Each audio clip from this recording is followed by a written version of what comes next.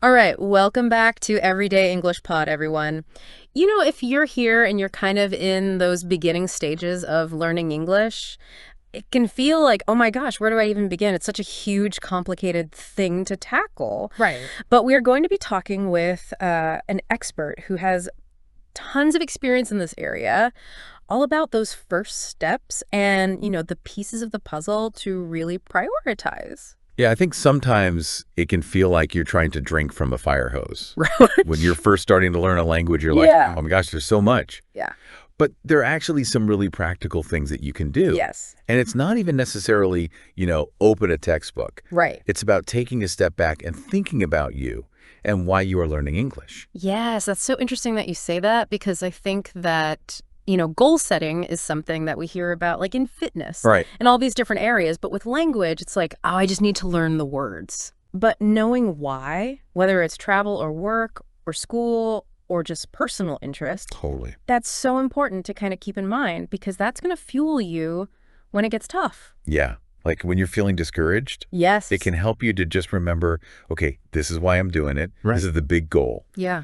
And I think, too, that what's interesting about knowing your why is that it can then lead to what you should focus on first. Totally. If you are learning English because you want to travel, maybe you don't need to study really complex grammar rules or business English. Yeah. Maybe what you need are some phrases that you can use to order food in a restaurant Yes. or ask for directions. Absolutely. Absolutely. So then, okay, we know why, right? We've taken a minute to think about that. Right. What's next? What do we actually do first? So then it's like, okay, well, you kind of have to start with the basics, right? Right. Like, I think a lot of people maybe they want to jump into grammar right away, or they think, I need to know all the words. Right. But actually, you can really give yourself a great foundation. Yes. Just by focusing on like the most basic vocabulary, some really simple phrases. Yes. Think like greetings, hello, goodbye, thank you, please, how are you? Right. Those kinds of things. Absolutely. So important. If you get those down, it's going to build your confidence. Totally. It's like those first few successes that make you feel like, okay, I can do this. Yeah, exactly. Okay. So we're starting with those basics. We're thinking about our goals. What about pronunciation? Because I know a lot of people, myself included, when I was first learning other languages, it felt really weird to try to make those sounds. Right. So how do we kind of approach that? Yeah, I mean, pronunciation is a little bit intimidating Yeah. for some people because it's like literally using your mouth in a way you've never used it before. Yes. And that's awkward. Yes. But I think that, starting early with pronunciation is a really good idea. And luckily, there are so many resources for that now. You have language apps where you can actually listen and repeat. Yes. You can listen to podcasts. Absolutely. Listen to music, watch movies, and just really pay attention to how native speakers are making those sounds. Yes. And the earlier you do that, the better, because it's going to make it so much easier Right. to speak and to understand later on. Right. Because you're getting your ear and your mouth used to it. Exactly. Exactly. And I think, when we look at it from a language perspective, our brains are literally wired to recognize sounds, to produce sounds. Yeah. And so when we're learning a new language, we're kind of having to rewire our brain. Totally. And the more we hear the correct pronunciation, the more our brain can go, oh, okay, so this is how we make that sound. Yes. And this is what that sound means. Exactly. So it's really training your brain, essentially. Yeah.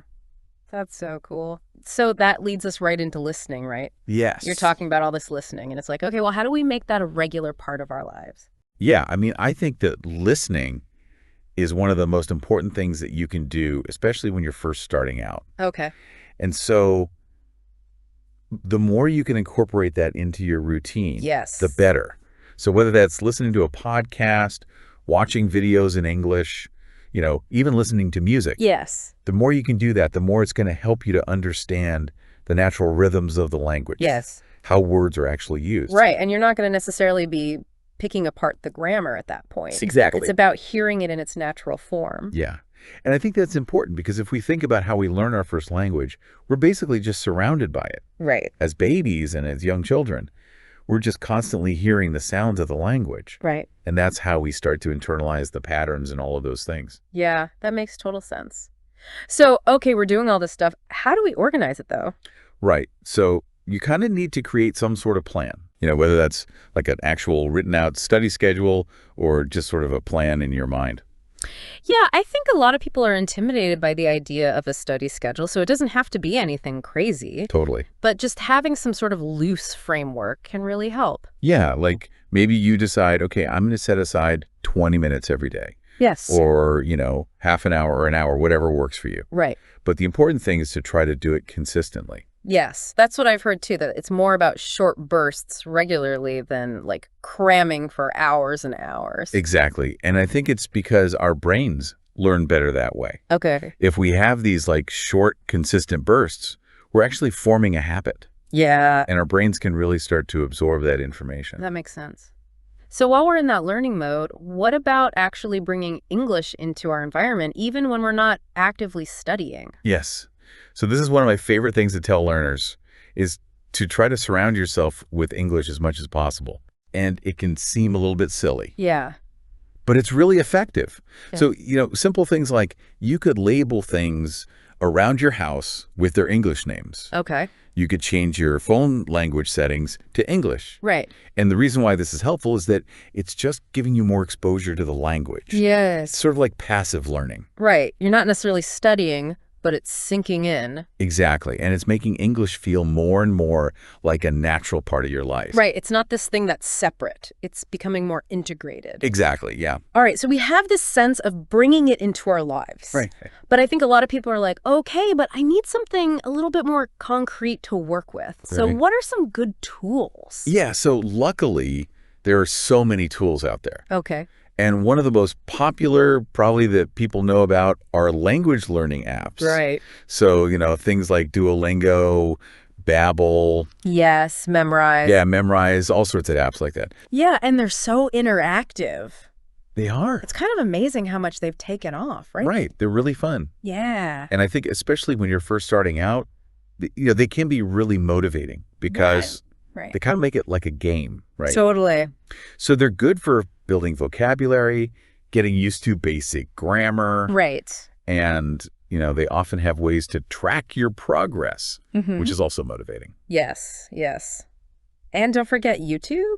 Oh, I right. feel like a lot of people, at least in the past, they don't necessarily think of YouTube as a learning tool. Right.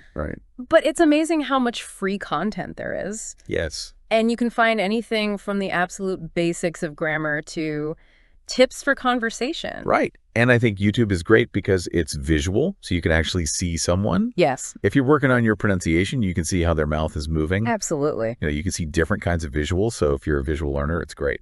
And a lot of times they are taught by native English speakers. Yeah. Yes. So you're getting that exposure to real natural English. Yes.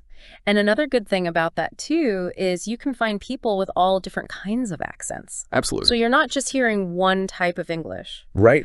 Because there are so many different ways that English is spoken around the world. Exactly. So, okay, we have apps, we have YouTube, and, those can be really fantastic resources. Yes. But another thing that I think is really helpful, especially for beginners, is reading beginner-level books. Right. So think like children's books. Yes.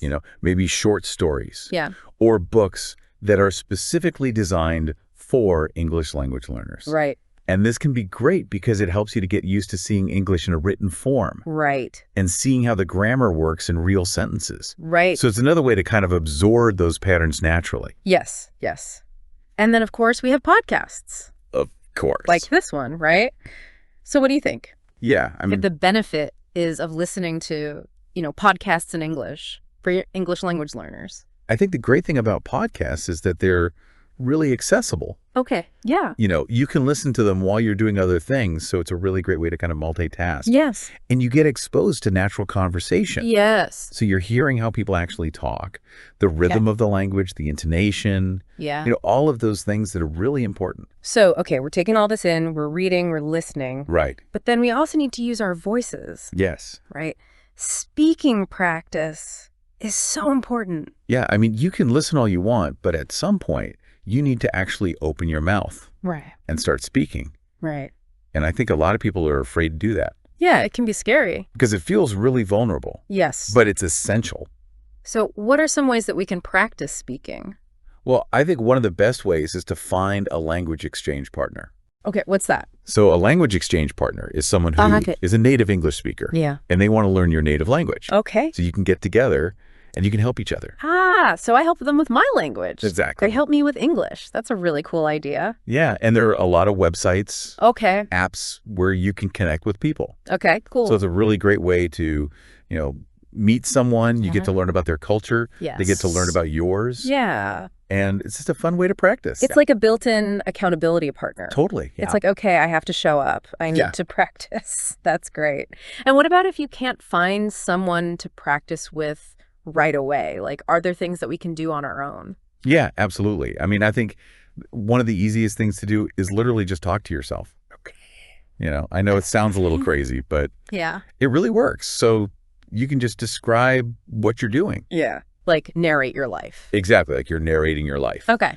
If you're cooking dinner, you can be like, okay, I'm chopping the vegetables and putting them in the pot. Right. Like those simple phrases that we talked about earlier. Exactly. Yeah. Okay. Cool.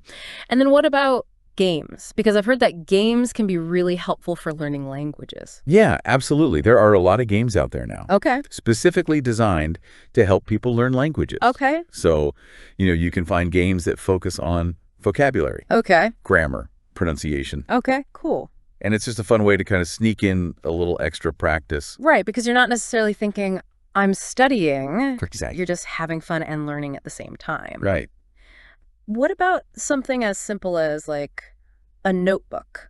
Yes, a notebook is such a great tool for language learners. Okay.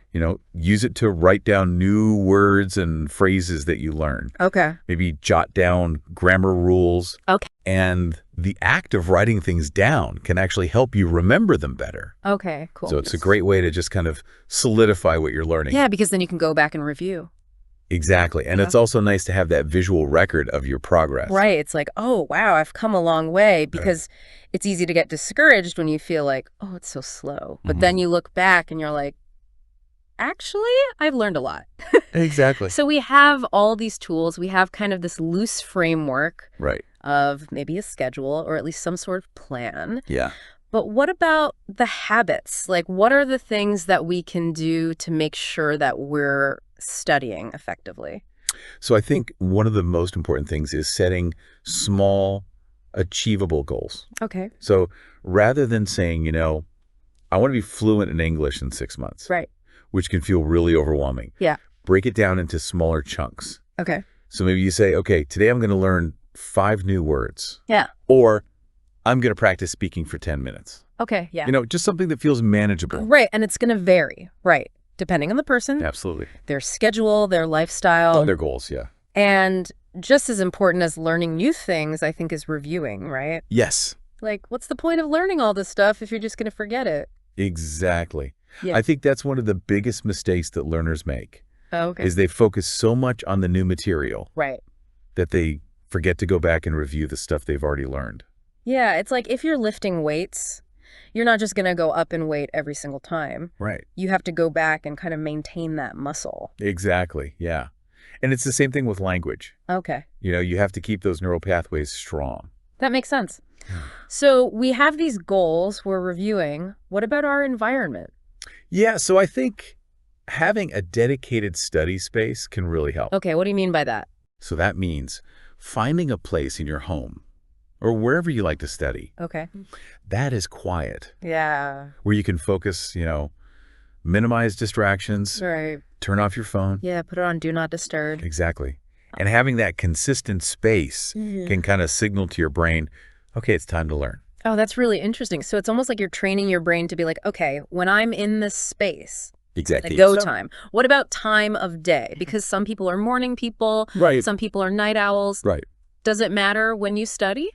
I think it depends on the individual. Okay. But what is important is to try to be consistent. Okay. Yeah. So if you're a morning person and that's when your brain works best, Right. then try to study in the morning. Okay. If you're a night owl, study at night. Yeah. Okay. But just having that consistency Right. will help you to form a habit. That makes sense. And, something that I've noticed is that it can be really easy to burn out, especially when you're first starting and you're so motivated. You're like, I'm going to do all of the things. Right. And then you kind of fizzle out. Right. So what about breaks?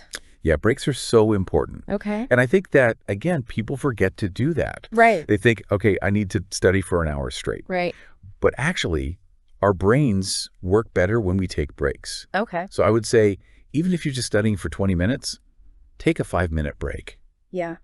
Get up, walk around, stretch, Yeah. get a drink of water. Right. Right. Just Yeah. give your brain a little bit of a rest Okay. and then come back to it. So we have the Pomodoro technique. I'm sure a lot of people have heard about that. Right. So that's like 25 minutes on, 5 minutes off. Exactly. And there are all these different variations. Right. But I think the idea is that the breaks really help. Yes.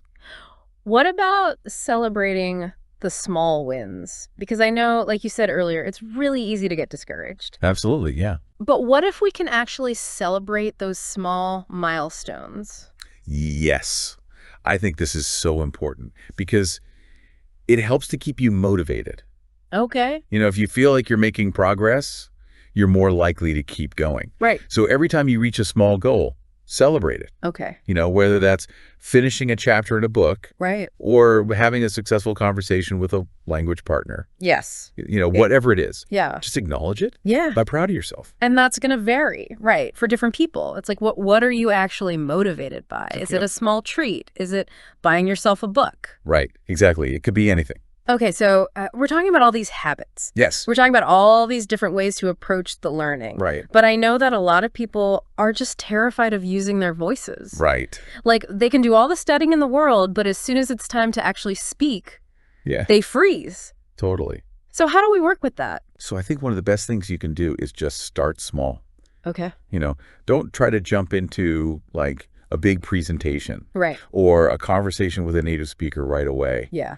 Maybe you start by just talking to yourself. Okay. Again, describing your day. Right. Practicing some phrases that you've learned. Okay. And then maybe you can, graduate to talking to a friend. Right. Or a family member who speaks English. Yeah. Just someone who's supportive. Yes. Yes. And, you can also join a language exchange group, Okay. which we talked about before. Yes. That's a really great way to practice speaking with other learners. Right. Because then the stakes aren't as high. Exactly. Yeah. Because it can feel really intimidating if you're like, oh, I'm talking to a native speaker. Yeah. And you feel like you have to be perfect. Right. Right. Which brings us to the next point, which is, a lot of people are afraid to make mistakes. Totally. And they want everything to be perfect right away. Yeah. And we all know that that's not possible. Right. Right. That is not possible. So how do we kind of shift our thinking around that? I think the most important thing is to realize that mistakes are a natural part of the process. Okay. Yeah. You're not going to learn a language without making mistakes. Right. In fact, you learn best from your mistakes. Okay. Yeah. So don't be afraid to make them. And to kind of view them as a learning opportunity. Exactly. Yeah. Okay. So we talked about being afraid of making mistakes. Right. And we talked about, just feeling overwhelmed by the sheer amount of stuff to learn. Right. So how do we deal with that overwhelm? Because it can feel like, oh my gosh, I'm never going to get there. Yeah, I think that one of the best pieces of advice I can give is to just focus on what's important right now.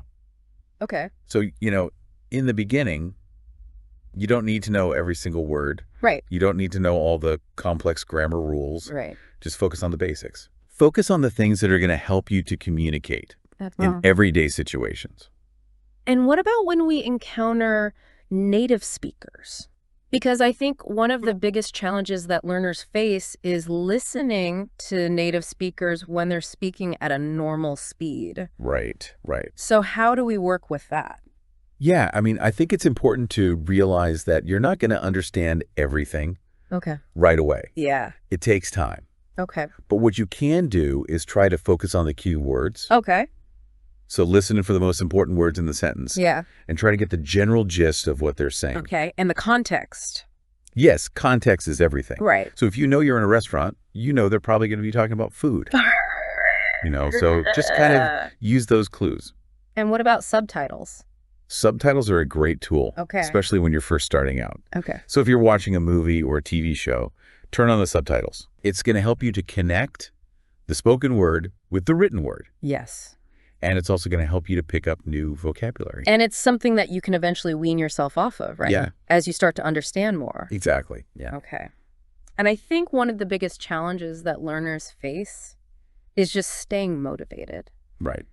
Because, there are going to be times when you're feeling discouraged. You're not seeing the progress that you want. Right. So how do we deal with that? How do we stay motivated in the long term? So I think one of the most important things is to remember why you're doing it. Right. So we talked about that in the beginning. Yes. But, go back to your goals. Okay. Why did you start learning English in the first place? Right. And keep that in mind. What about celebrating those small wins that we talked about? Yeah, that's a great way to stay motivated as well. Okay. Give yourself a little reward Yeah. every time you reach a milestone. Yeah. It could be anything. Yeah. It could be, like you said, a treat, a new book, Right. an episode of your favorite TV show. Yeah. Whatever works for you. Yeah. What about community? Yes, community is so important. Okay. Connect with other English language learners, Okay. Yeah. whether that's online Yeah. or in person. Yeah. Join a group, go to a language exchange event. Right. Just talk to people who are going through the same thing as you. And I think that's really important because it makes you realize that you're not alone in this. Exactly. And I think it's so easy to compare yourself to other people Totally. and be like, oh, they're making so much.